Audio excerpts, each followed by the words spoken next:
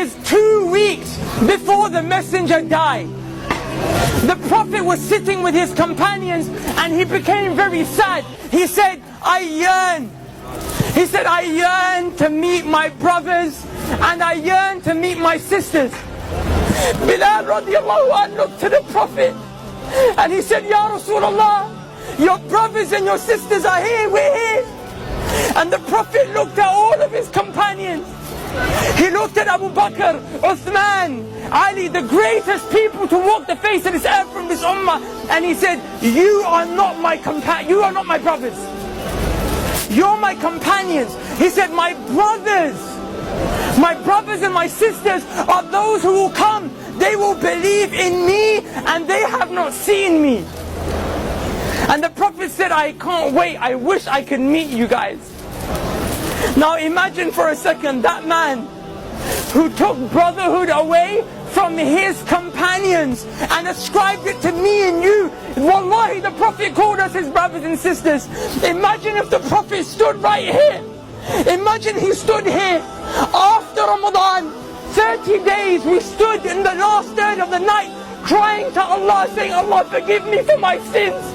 Then literally the next day the Prophet saw us out here free mixing, boys and girls dressed inappropriately, smoking shisha. Wallah, I'm not judging anyone. I'm here just to give you the reminder that Allah told me to give you. But how embarrassed and sad would you feel that the Prophet ﷺ would see you in such a state? Brothers, take yourself, my brothers and sisters, take yourself to the day of judgment. On a day when Allah subhanahu wa ta'ala said, يَوْمَ يَفِرُّ الْمَرْءُ مِنْ أَخِيهِ وَأُمِّهِ وَأَبِيهِ وَصَاحِبَتِهِ وَبَنِيهِ. Allah said, your mom will run away from you.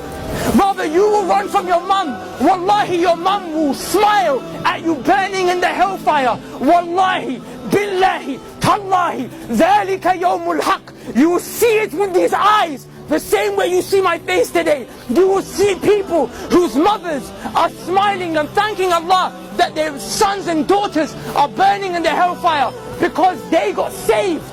The mother got saved because she took some deeds from that son and daughter that wronged the mom. That day your mom won't spare you. On that day, the only man that will look around, the only man who will go around into sajda, he will fall, waiting, crying to Allah so that we can be saved and go to Jannah, is Muhammad sallallahu alayhi wa sallam. But I tell you something, Wallah, he won't recognize you unless you are from those who prayed. Because the hadith of the Prophet tells us that the Prophet will notice you from the marks of sajda on your foreheads and the marks of wudu on your arms. The Prophet sallallahu alayhi wa sallam will go to certain people, however, people like us who pray in Ramadan. So we're going to have a few marks of sajda, we're going to have a few parts of wudu on our arms, but we didn't worship Allah like we were supposed to. We were Ramadan Muslims, Eid Muslims, Jummah Muslims. The Prophet will see people like that. The Prophet will go to them to save them. The angels will envelop them and say, Ya Muhammad, stay away. I'm taking these people to the fire. The Prophet will say, they're from my ummah. These people are from my ummah, leave them.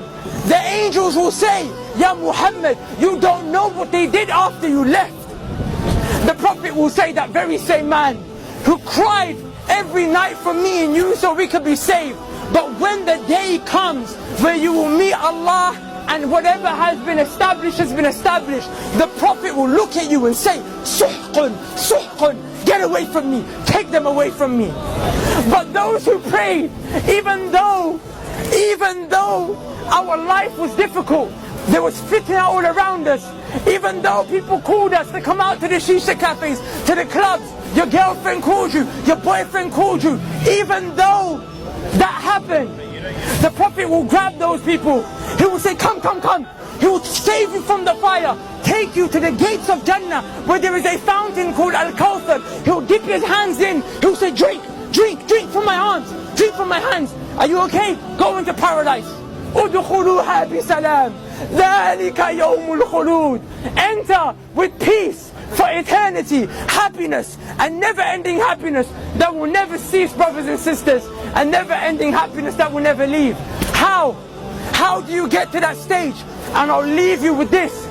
The Prophet ﷺ said, a time will come when holding on to my religion, holding on to Islam, will become as difficult as holding on to charcoal. The charcoals that we smoke shisha with. The Prophet said, try and hold on to it. It burns you, let go of it. The Prophet ﷺ said, that's what my religion will become like. Is it not like that today? We come to the masjid, but then the heat of the girls and the guys and the music and the haram, it grabs you, right? So it's hard to hold on to Islam. The Prophet gave you an advice in another hadith. The Prophet ﷺ said, be patient, and you will drink from my hands at the fountain of Al-Kawthar. Brothers and sisters, wallahi I don't get paid for this. Wallahi it's because I love you for the sake of Allah. I came from this life. There is no khair. Please come back to Allah. Please become a person who establishes Tawheed, the oneness of Allah in his or her heart. And never ever ever forget the prayer. And strive to follow the sunnah of the Prophet. So on that day when you're resurrected, when that day when the trumpet is blown, you will be of those who are saved. Because I tell you one thing, wallahi, it's a day of truth, and every single one of us will see it. And the quote of Ibn al-Qayyim al-Jawziyah suffices for us to leave with. He said, if the Quran doesn't soften your hearts in this world, if by you reciting the Quran your hearts do not become soft in this world, he said, then wait to the day of judgment, for when Allah shows you the hellfire, your hearts will become soft. But we have an opportunity to not see that ever. Take the most honorable part of your face, place it as low as you can, 5 times a day. Never forget, and I promise you on that day, everyone will turn their back on you, but Allah will suffice you. So who will come?